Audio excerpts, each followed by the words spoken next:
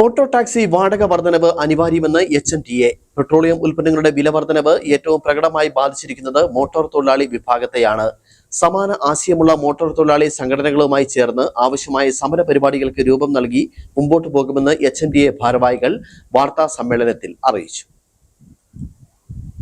Auto, taxi, contract carriage, സ്വകാര്യ bus തുടങ്ങി ഭാരവാഹനങ്ങളിലെയും തൊഴിലാളികളെയും തൊഴിലുടമകളെയും ഒരുപോലെ ബാധിക്കുന്ന ഇന്ധനവില വർധനവും ഒപ്പം ഇൻഷുറൻസ് പ്രീമിയം വർധനവും സ്പെയർ പാർട്സുകളുടെ വില വർധനയും മോട്ടോർ വാഹന വ്യവസായ മേഖലയെ ആകെ തളർത്തിയിരിക്കുകയാണ്. നിത്യോപയോഗ സാധനങ്ങൾ അമിതമായ വില വർധനവിന്റെ ഒരു പ്രധാന കാരണവും ഇന്ധന വില പെട്രോളിയം ഉൽപ്പന്നങ്ങളുടെ കൂടെയുള്ള വില വർധനവിന് അടുത്ത കാലത്തായി പറയുന്ന പ്രധാന കാരണം ഇറാൻ അതിർത്തിയിൽ നടക്കുന്ന യുദ്ധം, ഹോർമൂസിലൂടെയുള്ള എണ്ണക്കപ്പലുകളുടെ ഗതാഗത തടസ്സമായിരുന്നു. എന്നാൽ യുദ്ധം തുടങ്ങുന്നതിന് മുമ്പുള്ള എണ്ണ വിലയേക്കാൾ താഴെയാണ് ഇപ്പോഴുള്ള ക്രൂഡ് ഓയിൽ വില എന്നത് യുദ്ധം കാരണമായി പറയുന്നതും മാത്രമാണ്. ഇന്ധന വില വർധനവിന് പുറമെ ഇൻഷുറൻസ് പ്രീമിയം വർധനവും സ്പെയർ പാർട്സുകളുടെ വർധനവും തൊഴിലാളികളും ഉടമകളും ബുദ്ധിമുട്ടുകയാണ്. ഇതിന് ആനുപാതികമായി auto taxi, tourist taxi, contract carriage, private bus fare എല്ലാം വർദ്ധിപ്പിച്ചാൽ മാത്രമേ മോട്ടോർ തൊഴിലാളികൾക്കും തൊഴിലുടമകൾക്കും നിലനിൽക്കാൻ കഴിയൂ.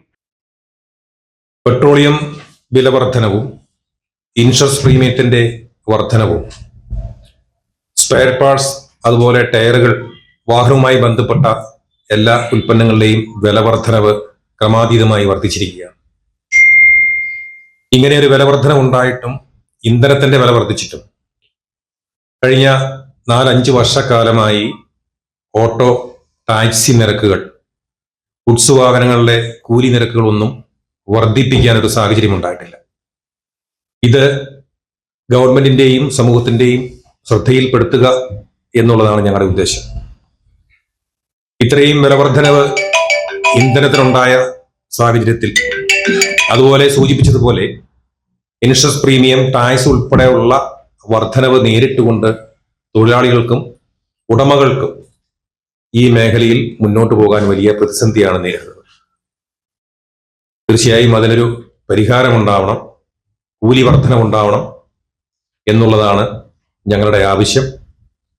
പ്രാഥമികമായി നിവേദനവും അപേക്ഷയും ഒക്കെ HMTA തലത്തിൽ ഗവൺമെന്റിന് സമർപ്പിച്ചിട്ടുണ്ട്.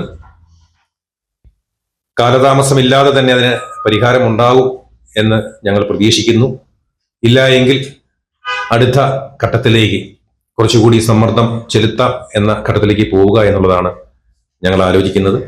ഇത്തരം സാഹചര്യത്തിൽ സമാന ആശയമുള്ള മറ്റു മോട്ടോർ തൊഴിലാളി സംഘടനകളുമായി ചേർന്ന് ആവശ്യമായ സമര പരിപാടികൾക്ക് രൂപം നൽകി മുന്നോട്ടു പോകാൻ ഹൈറേഞ്ച് മോട്ടോർ തൊഴിലാളി അസോസിയേഷൻ തീരുമാനമെടുത്തിരിക്കുകയാണെന്ന് ഭാരവാഹികൾ വാർത്താ സമ്മേളനത്തിൽ പറഞ്ഞു. HMTA ഭാരവാഹികളായ ബിജു മാധവൻ, MK ബാലചന്ദ്രൻ, ലൂക്ക ജോസഫ്, MS മനോജ്, രമണൻ പണന്നിയിൽ, CP ബെന്നി തുടങ്ങിയവർ വാർത്താ സമ്മേളനത്തിൽ പങ്കെടുത്തു. Idukki vision news, Kattappana.